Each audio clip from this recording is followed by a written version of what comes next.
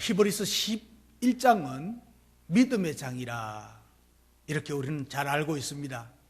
그래서 히브리서 11장 1절에 보면 믿음은 바라는 것들의 실상이요 보지 못하는 것들의 증거라고 소개를 하고 있습니다.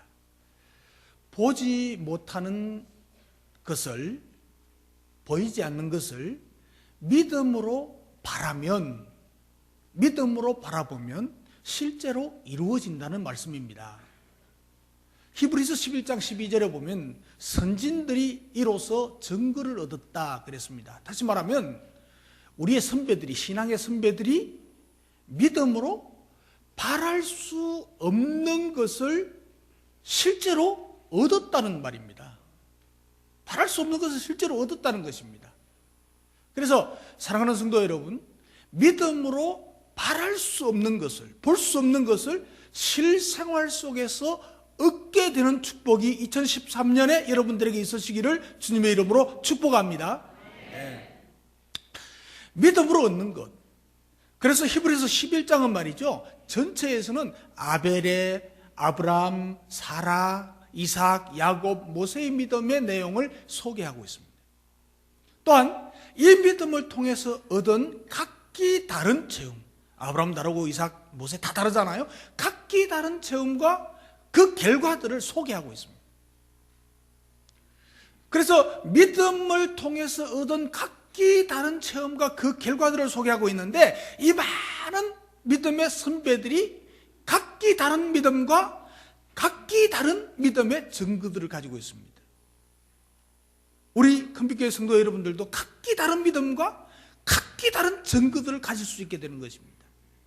그래서 하나님은 각 사람에게 다른 하나님의 성도 은혜, 각기 다른 문제를 다 만나지 않습니까?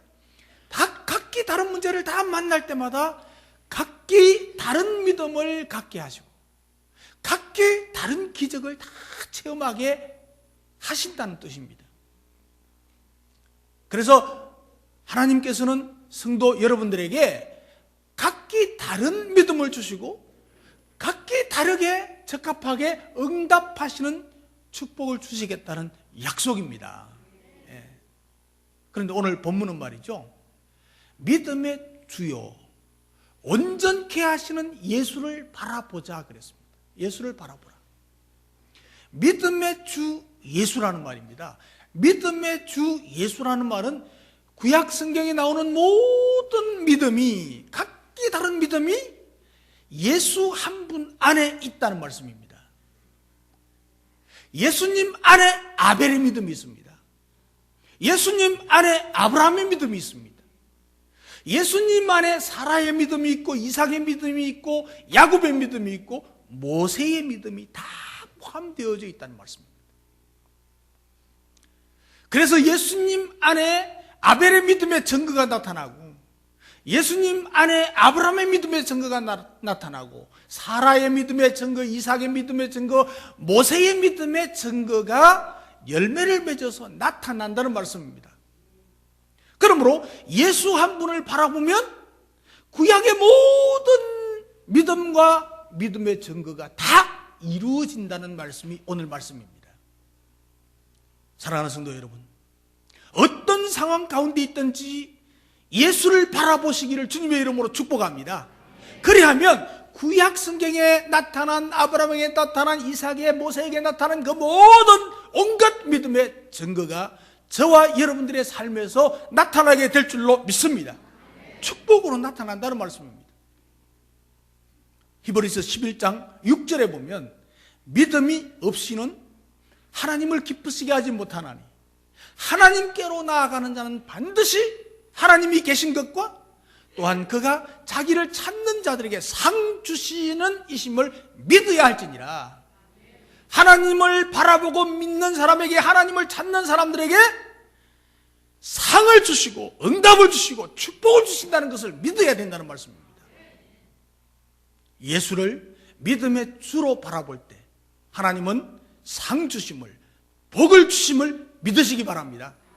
오늘 말씀을 통해서 믿음의 주요 온전하게 하시는 이인 예수를 바라보자, 이렇게 말씀하십니다. 오늘 설교 제목은 예수를 바라봅시다. 옆 사람 보고 예수를 바라보십시다. 다른 옆 사람 보고 예수를 바라보십시다.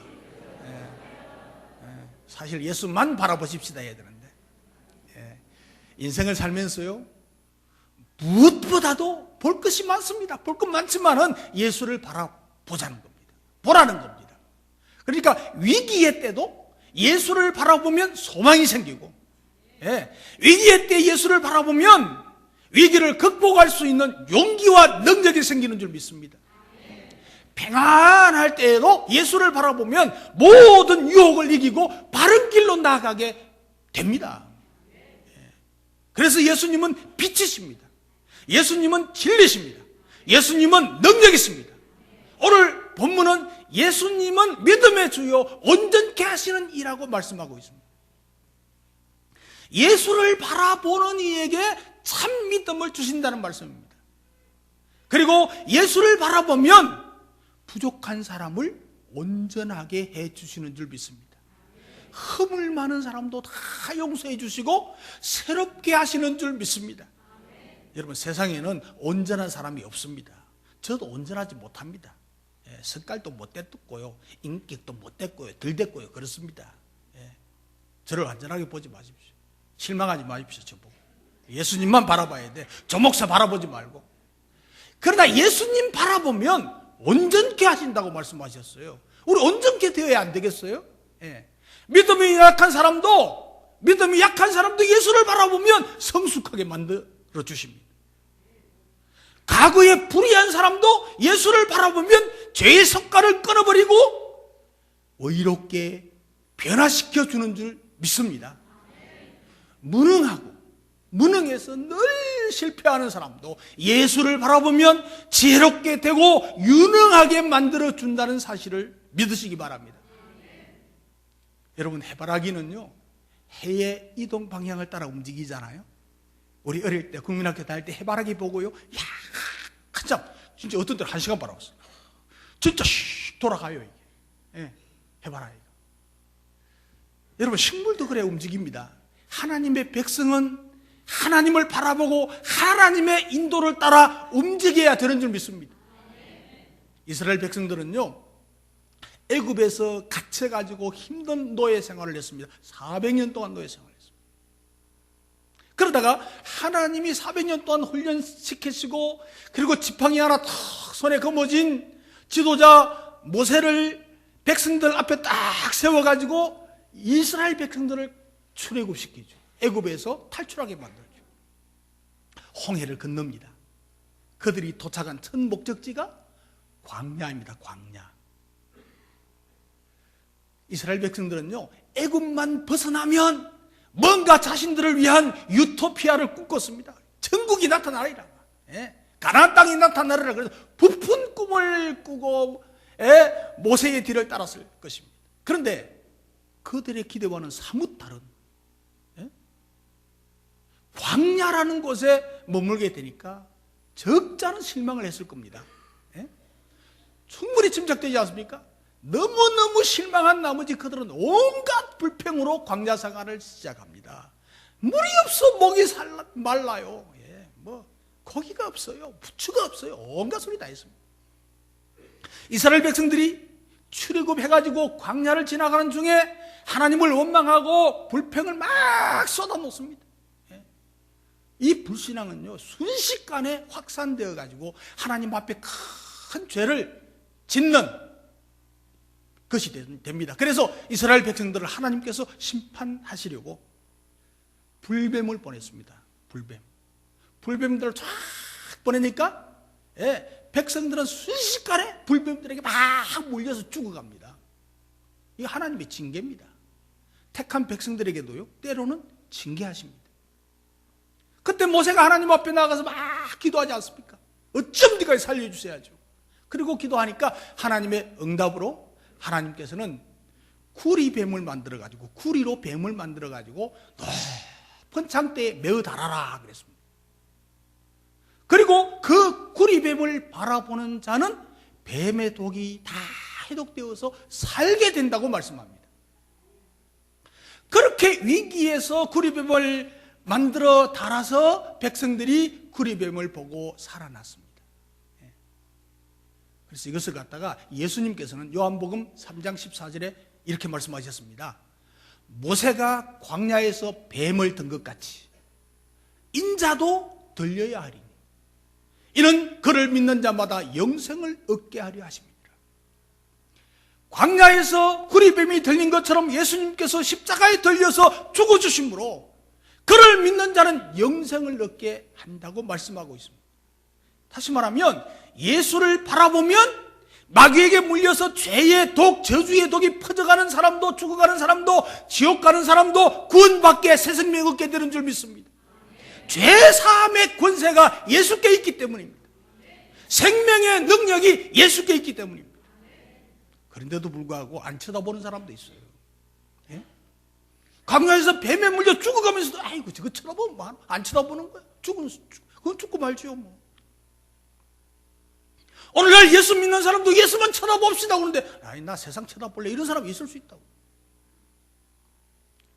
이스라엘 백성의 광야 생활에서 침판 역할을 한 것은 뭐냐면 구름 기둥과 불 기둥입니다. 그들은 구름 기둥의 이동 방향에 따라서 움직였습니다. 구름 기둥이 멈추면 그들의 진행 행렬도 멈추었습니다.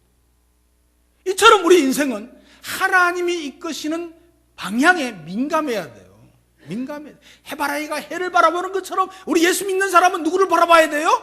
예수를 바라봐야 돼요. 예수를 봐야 돼요. 광야와 같은 이 세상 인생길 여정에서 방향을 잃어버리는 것은 내 생명을 놓치는 것과 같아요. 예. 이것은 매우 위험하고 중요한 겁니다. 우리가 이 인생길을 살아가는데 주님의 도움심이 없이는 살기가 불가능합니다. 오늘 저와 여러분 모두가 예수를 바라봄으로 영생의 길을 걷는 축복의 성도들이 다 되시기를 주님의 이름으로 축복합니다. 그럼 예수를 바라보는 삶은 어떤 삶인가? 예수를 바라보는 삶은 어떤 믿음의 삶인가? 예수를 바라보는 삶은요, 단순하게 사는 것입니다. 옆 사람 보고 단순하게 사십시다.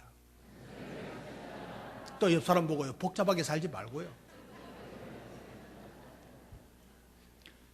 예수 바라보려면 단순해져야 됩니다. 복잡하면 예수 바라볼 수가 없습니다. 세상 봤다가 이거 봤다가 저거 봤다가 하면 예수 못 바라봅니다. 여러분, 현대를 살아가는 우리들의 모습은 너무나도 분주합니다. 뭔가 바쁩니다. 너무 바쁩니다. 여유가 없습니다. 뭔가에 항상 쫓기는 듯한 느낌이 드는 것이 특별히 우리 한국 사람들입니다. 여유가 없습니다. 여러분, 단순함이라고 하는 것은요, 고차원적인 삶입니다. 미국 사람들 느긋하게 사는데 할 일 안 하고 그렇게 느긋하게 삽니까? 다 합니다. 예. 그렇다고 해서 신비주의적인 삶을 살라는 것이 아닙니다. 신비주의가 아닙니다. 진정한 믿음의 사람은요, 단순합니다. 아주 단순합니다. 단순합니다. 하나님의 말씀 앞에 단순합니다. 예. 저는 그래서 믿음이 있는 사람 같아요. 제가 굉장히 단순하게 삽니다. 예. 복잡하게 살면 저 머리 막 돌아갔을 거예요. 지금. 여러분 보십시오. 아브라함 보십시오. 얼마나 단순합니까? 떠나라! 그러니까 가는 거예요. 아들 바쳐! 그러니까 바치는 거예요. 이게 단순한 믿음이에요. 아브라함의 조상, 믿음의 조상이에요. 모세, 지팡이 하나 들려주고는 데리고 가! 그러니까 200만 이스라엘 백성들을 데리고 가는 거예요. 예. 바위를 쳐! 바위 치면 뭐 합니까? 저 같으면 그랬을 거야. 그 바위 치니까 물이 나와. 이게 단순한 생활이에요. 예? 다윗 얼마나 단순합니까? 전쟁터에 이길 수 없는 전쟁터에 나가는데 하나님 앞에 기도해. 하나님 갑니까? 맙니까? 가라 그러면 예, 가겠습니다. 가서 싸우는 거. 백발백성. 뭐 말이 되나 모르겠다. 백발백성했어. 예. 엘리야 다 마찬가지예요. 단순하게 살았어요. 근데 올 현대인의 믿음의 사람들은 왜 그리 단순하지 못해? 복잡해요. 이것저것 계산하고 온갖 계산도 하고 다른 사람 생각까지 다 자기 생각도 다 못하고 사는 사람이 너무 생각까지 다 걱정해주고 이래 살아요. 생각도 복잡하게 살아요. 여러분, 믿음의 사람은 단순하다. 예, 단순하다. 예, 한번 따라해요. 단순하게 삽시다. 예, 이제 다 내려놓을게요. 한번 해봐요. 다 내려놓을게요. 예. 그래, 믿음의 사람 단순해. 뭐가 그렇게 복잡하고, 뭐 그렇게 따지고, 뭘 그렇게 계산합니까? 예? 뭘 그렇게 계산해요? 예? 올해 막 전도하자 하니까 막 기가 팍 죽었어, 지금. 이거 짜지 뭐. 근데 간단해. 단순하면 간단해요. 그냥 그게 말씀이고, 그게 명령이고, 그게 주님의 부탁이니까, 이게 교회에서 해야 될 사명이니까, 이제까지 한다고 했지만 제대로 좀 못했으니까 한번 해보라고 하니까 해보자. 그러면 되잖아요. 하는 데까지 해보자는 거죠. 죽으라고 하는 소리 아니잖아요.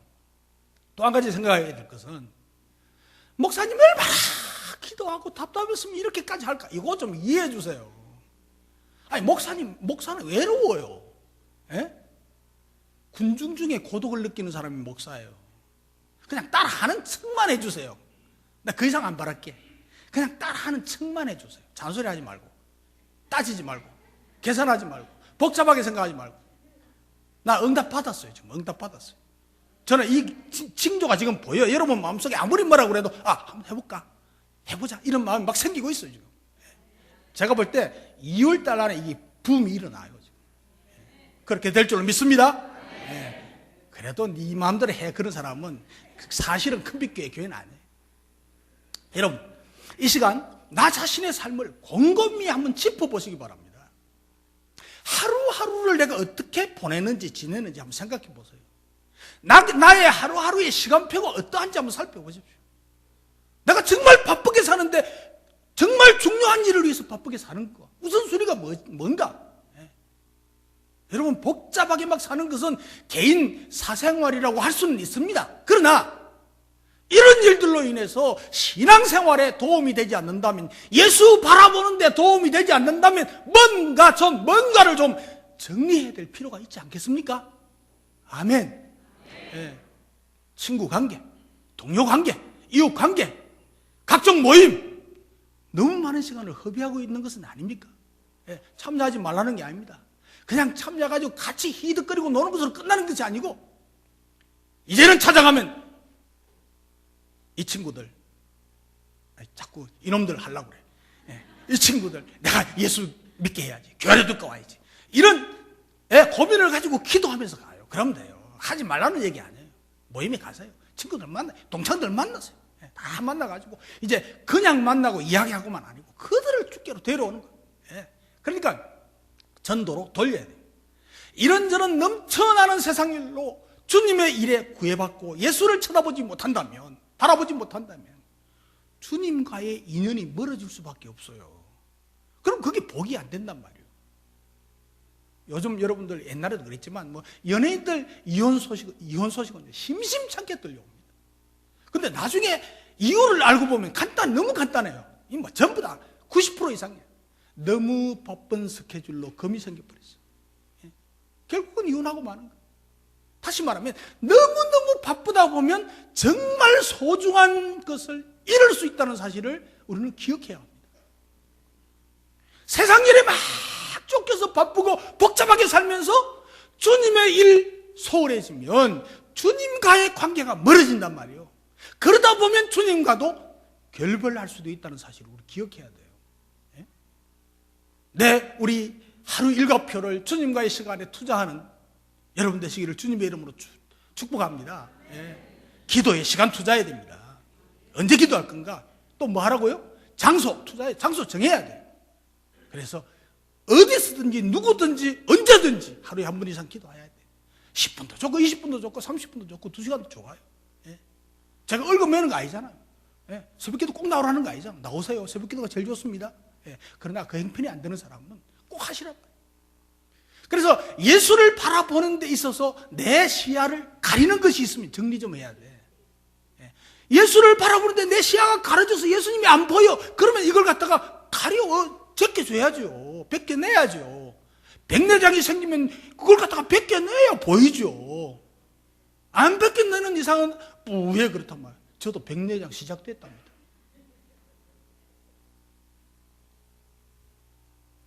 디모데후서 4장 1절에 보면 대만은 세상을 사랑해서 나를 버리고 그랬습니다. 데마라는 사람은 한때 바울의 동역자로서 온갖 고난을 받으면서 복음에 동참한 사람입니다. 그러던 그가 세상을 사랑한 나머지 하나님을 버리고 바울을 버리고 세상으로 가버렸어. 신약 성경에 기록된 거 아닙니까? 예? 그러니까 이름 뭐지? 데마의 시야를 가린 것이 뭐죠? 세상이에요, 세상 유혹에 시야가 가려가지고 예수 못 쳐다보는 거예요. 예수 못 바라보니까 세상으로 나가죠. 마태복음 19장에 보면요, 부자 청년 이야기 나옵니다. 부자 청년. 어떻게 그 사람은 그렇게 젊은 때 부자가 됐을까? 참 나 부러워요. 부러워 죽겠어. 그는 예수를 찾아와서 어찌해야 영생을 얻겠느냐고 질문을 합니다. 그리고 예수님이 질문하니까 그 질문에 예수님, 나는요 모든 계명 다 지켰어요. 내가 무엇이 부족합니까? 이래 따져 묻듯이 했습니다. 그때 예수님께서 다시 질문합니다. 네 재산을 팔아서 가난한 자에게 나눠주고 나를 따르라 그랬습니다.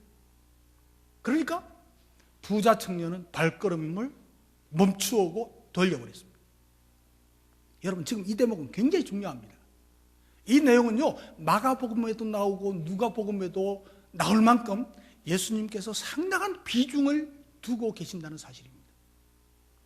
예수와 부자 청년, 지금 이 현장은요, 다름이 아닌 영생에 관한 절대절명의 주제에 대해서 지금 논하고 있습니다. 그런데 이 부자 청년은 영생을 포기할 만큼 물질에 연연합니다. 물질에 연연하고 있습니다. 그것은 그에게 있어서 곧 생명을 포기하는 것과 같습니다. 영생을 어떻게 해야 얻겠습니까? 갈급한 마음으로 왔는데 물질 때문에 그 영생을 포기하고 갑니다. 사랑하는 성도 여러분, 우리도 오늘 이 시간 주님께서 같은 말씀을 여러분들에게 하신다면 뒷걸음치지 않을 자신이 있습니까? 우리가 어릴 적부터 신앙생활을 해왔고 주일학교 교사로 있고 집사로 있고 목사로 목자로 장로 집사로 근사로 섬겨왔는데 주님이 이 물질을 요구할 때 고개를 떨구지 않을 자신이 있습니까? 네 재산 팔아가지고 나눠주고 와 그래 영생 줄게 그런다면 물론 그러지는 않을 겁니다. 여러분 깊이 고민해 봐야 됩니다. 나는 뒷걸음질 안 칠 건가? 여러분 교회에서 헌금 이야기하면 막 움츠러듭니다. 그 말 하기가 목사가 제일 힘들고 어렵습니다. 그러니까 분명하게 언급하고 다뤄야 될 부분이고 가르쳐야 될 부분입니다. 사복음에 보면요, 예수님의 설교와 예수님의 예화 중에 30% 이상이 물질에 관한 것이었습니다. 돈에 관한 것이었습니다. 그 11조는 가장 기본이 되는 것입니다. 이 기본도 안 하는 분들에게는 할 말 없습니다. 내가 이야기 안 할게요. 그런데 적어도 우리 주부에 그랬습니다. 예수를 영접하지 않은 분, 아직 우리 교회에 등록하지 않은 분은 헌금할 의무가 없습니다. 그러니까 편하게 예배 드리고 가시라. 헌금 이야기해도 헌금 드리는 시간이 있어도 그건 아무 생각하지 말고 하십시오. 오늘 지금 내가 말씀드리려고 하는 것은 우리 교회 집사 이상에게만 말씀드릴게요. 한번 가만히 생각해 보세요. 우리가 이때까지 살면서 해마다 물가가 인상되지 않습니까? 우리 직장 다니는 분이 대부분이니까 해마다 월급도 인상이 됩니다. 그런데 11조는 뭐 하는 거니까 따라가고, 그런데 감사는 그대로입니다. 5년 전이나 10년 전이나 한 주일에 10,000원 하는 거 다 같습니다. 안 변합니다 이게. 제가요 지난 주일에 총회 주일학교 이게 전국 대회 있는데 제가 지도위원회라서 갔었거든요. 가서 그 아는 전도사님을 만났어. 그 다른 이야기를 하는 중에 자기 교회 자랑을 하는 거라고. 그게 자랑이라고 하는지. 우리 교회는요 목사님 참 다 할머니들 할아버지밖에 없는데 이분들이요 한 주일에 헌금 감사헌금을 10,000원 20,000원 이상 해요. 어떤 분은 50,000원도 하고 그래요. 내가 깜짝 놀랐어요. 뭐 그런 이야기를 하는 건 가만히 생각해보고 부끄러운 길 아니에요. 부끄러운 길. 여러분 보십시오. 그 용돈 탓으로 할머니들이 그래 하는데 우리 교회는 지금 세계에서 5번째 잘 사는 동네 도시가 우리 울산이래요.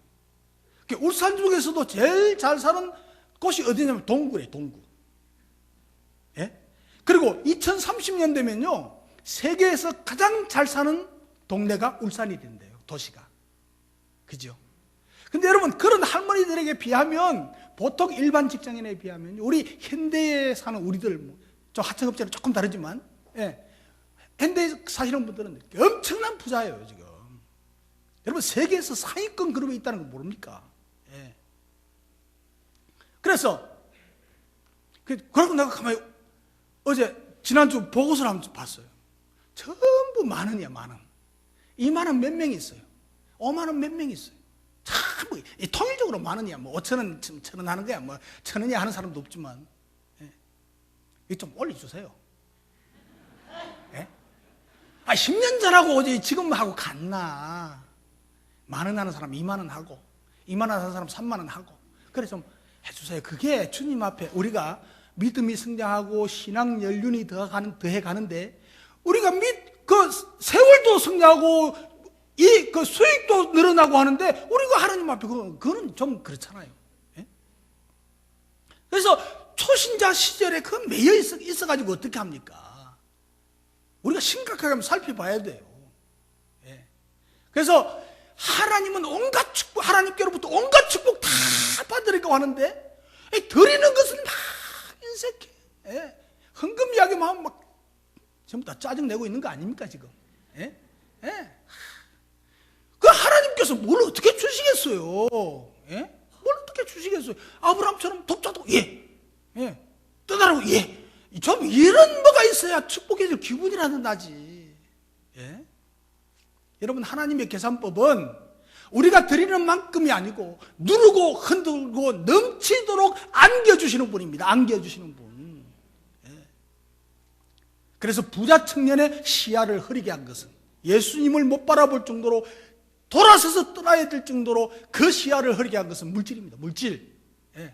이것은 결국 그가 생명을 포기한 것이나 마찬가지라는 거예요. 예. 그 청년은 영생의 길을 물었고, 주님께서는 주님보다 더 귀하게 여기는 물질을 내려놓기를 원했습니다. 이걸 못 내려놓는 거예요. 이 요구에 그는 거절했죠. 심히 근심했다 그랬습니다. 슬픈 기색을 했다. 그의 선택은 물질이었습니다. 영생이 아니었습니다. 여러분, 이 부자 청년에게 있어서는 물질은 축복이 아니고 저주였습니다. 지옥행이었습니다. 그것 때문에 지옥 가는 거예요. 그것 때문에 망하는 거예요. 그것 때문에 구원 못 받고, 그것 때문에 영혼을 못 누리는 거예요.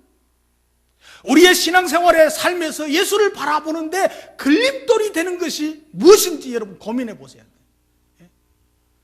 주님을 따르는데 불필요한 것이 무엇인지 한번 계산해 봐야 돼요. 내가 너무 따지는 건 아닌가? 예. 내 생각도 못하면서 남의 생각만 하고 걱정하고 있지는 않는가 말이죠. 예. 모든 것을 내려놓는 신앙의 결단을 가지는 여러분 되시기를 주님의 이름으로 축복합니다. 이사야 55장 7절에 보면, 악인은 그 길을, 불의한 자는 그 생각을 버리고 여호와께로 돌아오라. 그리하면 그랬습니다. 이 말씀은 뭡니까? 결국 나를 다 내려놓고 계산하지 말고 하나님께 나오라는 거예요. 그리할 때 여호와께서 긍휼히 여기시고 모든 것을 용서하시고 은혜와 복을 더하여 주신다는 말씀입니다. 사랑하는 성도 여러분, 하나님은 거룩한 포장을 싫어하십니다. 형식과 외식에 길들여져 가는 것을 거부하십니다. 그래서 바리새인들을 욕하고 막 저주하고 그랬습니다. 잔머리로 계산하는 것, 하나님은 혐오스러워하고 계십니다. 하나님 앞에 단순한 모습, 꾸미지 않는 모습으로 오직 예수님만 의지하고 예수님만 바라보는 하나님의 사랑스러운 자녀가 되시기를 주님의 이름으로 축복합니다. 그리고 예수를 바라보는 삶은 어떤 삶인가? 영적으로 사는 것입니다. 영적으로 사는 것. 자, 옆 사람 보고 우리 영적으로 사십시다. 다른 옆 사람 보고 또 영적으로 사십시다. 여러분, 영적으로 살아야 돼요. 우리가 육적으로, 인간적으로, 세상적으로, 인간적으로 살지 말고, 예? 영적으로 사셔야 돼요. 그래 예수 바라본다고 하면서 참 인간적이야, 예? 계산적이야, 육적이야, 예? 인간 방법, 예? 모든 세상 방법 다 동원해. 아니죠. 영적으로 사는 게 아니죠. 영적으로 살면 영적인 열매가 있습니다. 열매가 있습니다. 제가 어릴 때요, 보리타작을 하면 여름에 한여름에 보리타작 하잖아요. 보리타작 하면요 보리에 가시가 있어요. 이게 타작을 하면요 처음에는 이게 도리깨로 타작했어요. 제가 어릴 때는 조금 자라서는 이제 이 기계로 했어요. 기계. 우리 집에 방앗간 하면서 또 그 기계 사가지고 다니면서 또 여름에는 방앗거리가 별로 없잖아요. 그 다니면서 또 타작해주고 이제 또 벌었어요. 우리 집 잘 살았어요. 그래가지고. 그런데 이게요 도리깨로 타작해도 이 그 가시가 말이죠 오지요. 기계로 타작하면 막 바람에 막 그 가시도 막 흩날리고 막 딩기도 흩날리고 알아듣는지 모르겠다만은 막 흩날리는 이게 여름에요 땀이 팍팍 나니까 이게 흩날리는 이게 몸에 묻으면요 까끌까끌하게 간질간질하게 사람 미쳐요. 그런데 계속해서 그 일을 합니다. 왜 그렇습니까? 나중에 쭉정이 다 날아가고 알맹이 소복하게 쌓입니다. 얼마나 흐뭇합니까? 그 열매 때문에 그래 하는 거예요. 가을에 추수할 때도 마찬가지예요. 가을에 추수할 때요 우리 처음에 내가 제일 어릴 때는요 뭘 했는가 하니까 그때는 이런 거 해놓고 그냥 나락을 이렇게 훑었어요. 제가 조금 커서는 뭘 했냐면 공상이라고 여러분 아나 모르겠다. 이렇게 발로 밟으면 이게 돌아가는데 우리는 공상 그랬어요. 공상 이라. 그 배 짠다는 거 이래 하는데 이게 30분 하면 발이요 굳어버려요. 얼마나 힘들은지. 그 다음에는 이제 이 발동기 걸어가지고 이제 돌렸죠. 그렇게 했죠. 근데 여기에도 말이죠. 막 타작하면 쑥하게 앞에 쌓이잖아요. 알곡이. 쭉정이는 다 날아가고. 그 흐뭇한 거예요. 가을 되면요. 햇빛은 따끈따끈하지만 시원한 바람이 불고 괜찮을 것 같은데요. 타작하고 하면요. 얼마나 힘들은지 아십니까? 땀이 팍팍 나는 거예요. 그런데 그걸 다 감당하는 거예요. 그런데 어떤 해는 말이죠. 흉년이에요. 흉년. 그래서 타작을 하는데 쭉정이 다 날아가 뿌는 거야. 쭉정이는 무가히 많고 알맹이는 조금 남는 거야. 그러면요 그 허탈함, 농부들의 그 허탈함. 그 저는 어릴 때도 그거 봤어요. 허탈하고 슬퍼하는 그 모습. 그 농촌에서 우리 뭐 산골에서 그 1년 농사 그거 가지고 1년대 사는데 어른들이 얼마나 허탈하겠어요. 그러면 안 된단 말이에요. 여러분 농부가 추수할 때 알곡보다도 깐북이나 쭉정이가 많다면 그 상실감이 말로 할 수 없어요. 그 한숨 소리가 지금도 들리는 것 같아요. 하나님은요 인간을 만물의 영장이라고 했습니다. 만물의 영장인 인생이 깐북이 쭉정이로 끝난다면 그보다 더 절망감이 없을 것입니다.